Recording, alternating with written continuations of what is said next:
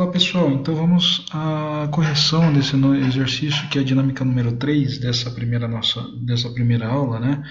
É o exercício número 1 da empresa Gentileza. Bom, essa empresa ela fabrica máquinas e está atualmente vendendo o único produto que produz pelo preço de venda, né? O preço de venda de R$ 120 cada unidade. As vendas atualmente estão em 20 mil unidades. Bom, então vamos entender a seguinte situação desse exercício. Eu vou fazer um comparativo entre um cenário atual e um cenário novo, ou um cenário proposto, tá ok? Então, no cenário atual, nós temos essa situação de uma venda de 20 mil unidades, conforme dados do exercício, né? As vendas atuais estão em 20 mil unidades. Bom, o custo variável é de R$ 57 a unidade. Custo fixo é de R$ 400 mil. Bom, a empresa Gentileza somente vende a crédito dando 30 dias para todos os clientes. Então, 100% das vendas elas são a prazo e os clientes têm 30 dias para pagar. Ou seja, eles têm um mês para pagar nesse nosso plano atual. A empresa, por necessidade de capital de giro, para pagar as suas contas imediatas, desconta as duplicatas de todos os seus clientes. Ou seja, tudo que ela vende, desconta-se duplicatas. A empresa está pretendendo flexibilizar os seus padrões de exigência para conceder crédito aos seus clientes, visando obter um aumento nas vendas de 12%. Então, se nós atualmente vendemos 20 mil unidades, com acréscimo de 12%, iríamos para 22.400 unidades a nossa quantidade de vendas, né? A intenção é aumentar o período médio de cobrança dos atuais 30 dias, conforme nós havíamos preenchido aqui, para 45 dias no plano proposto, ou seja, um mês e meio. A taxa de juros simples que as factorings cobram para descontar a duplicata é de 4% ao mês. Então, juros simples de 4% ao mês. A expectativa é que ocorra um aumento nos incobráveis, ou seja, a gente teria aí um aumento nos devedores duvidosos, passando de 2% sobre as vendas para 3% no plano novo, né, no proposto. Com base nessas informações, então vamos fazer os cálculos agora, né? Então vou demonstrar de duas formas. Essa maneira e depois essa maneira, que é através de uma estrutura, de uma demonstração de resultados do exercício, né? Então, nessa forma, a gente tem aqui, quanto que houve de contribuição adicional nos lucros. Vamos entender que nós tínhamos aí 20 mil unidades previstas de vendas atuais e passariam a 22.400 unidades. Ou seja, né, 2.400 unidades seria o aumento que nós teríamos no nosso volume de vendas. Pegando essas quantidades e multiplicando pelo nosso lucro marginal, que é preço de venda menos custos variáveis, né, R$ 63, fazendo essa multiplicação, né, 2.400 unidades, que foi o aumento que nós tivemos na venda, vezes o lucro marginal, a margem unitária de 63, tudo isso daria aí um aumento de 151.200 nos nossos lucros, né? Então, o nosso lucro aumentaria. Mas, em contrapartida, os nossos custos, as nossas despesas também aumentariam. Despesas com desconto de duplicatas e despesas com devedores duvidosos. Ao cálculo do desconto de duplicatas, vamos lá. Bom, se nós tínhamos no atual 20 mil unidades de faturamento, multiplicada pelos R$ 120, que é o preço de venda. Tudo isso vezes um mês, que é o prazo médio de cobrança, vezes os 4%, que é a taxa de juros simples para desconto de duplicatas. Então, para o plano atual, nós teríamos o valor de R$ 96 mil.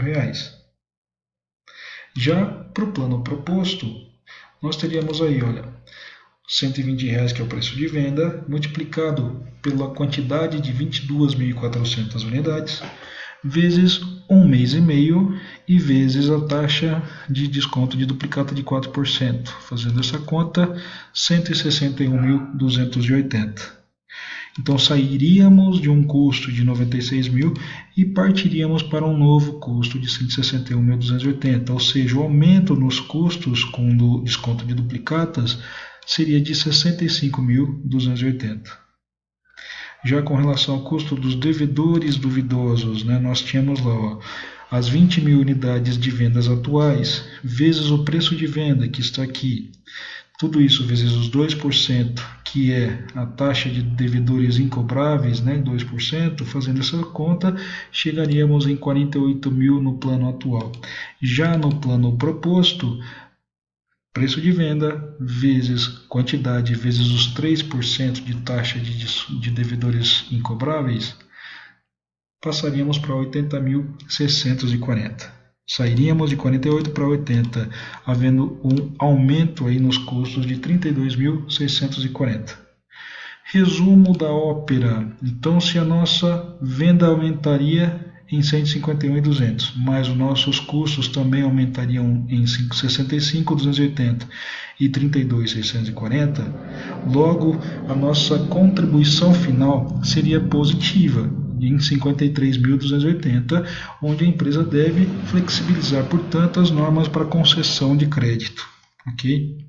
Rapidamente, deixa eu mostrar como que a gente faria isso se fosse numa visão DRE, numa visão contábil, Então, receita de vendas. Se eu pegar o preço de vendas vezes a quantidade, eu tenho aqui para o plano atual 2.400.000. Já para o plano proposto, R$120 vezes as 22.400 unidades, chegaria nesse valor. Tendo aí uma variação de 288 mil aqui, de uma para outra.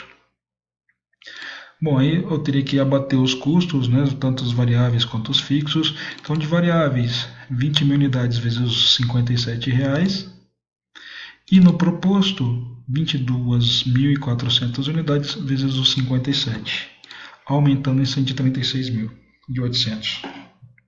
Então, agora, um menos o outro, nos daria um lucro marginal de 1.260 contra 1.411.200. O aumento aqui seria, portanto, de 151.200, batendo com essa primeira informação. Ok? Bom, aí nós teríamos aí custos fixos de 400 mil, conforme dados do exercício, não é isso? Nesse caso, se é fixo, ele é fixo para os dois cenários. E aí nós teríamos aí o desconto de duplicatas, pegando 120 vezes 20 mil vezes 1 vezes 4%, no plano atual 96 mil. No proposto, 120 vezes 22.400 vezes 1,5 vezes 4%, 161.280. Aumento foi de 65.280, batendo com a nossa segunda informação. Terceira e última informação, custos com devedores incobráveis, 120 vezes 20 mil vezes 2%. No atual, teríamos 48 mil. No proposto, 120 de preço de venda vezes 22.400 unidades vezes os 3% de devedores incobráveis, 80.640. Portanto, variação foi de 32.640, também batendo com o nosso cálculo, não é isso? Então agora, se nós tínhamos lá um lucro marginal de 1.260 menos custos fixos menos esses outros custos, chegaríamos nesse lucro. E no proposto, chegaríamos nesse lucro. Variação de um para o outro, 53.280. Ou, se preferirem, 151.200 menos 65 menos 32.640, 53.280, batendo com a nossa contribuição líquida que havíamos calculado de uma outra maneira, finalizando, portanto, o nosso exercício. Bons estudos!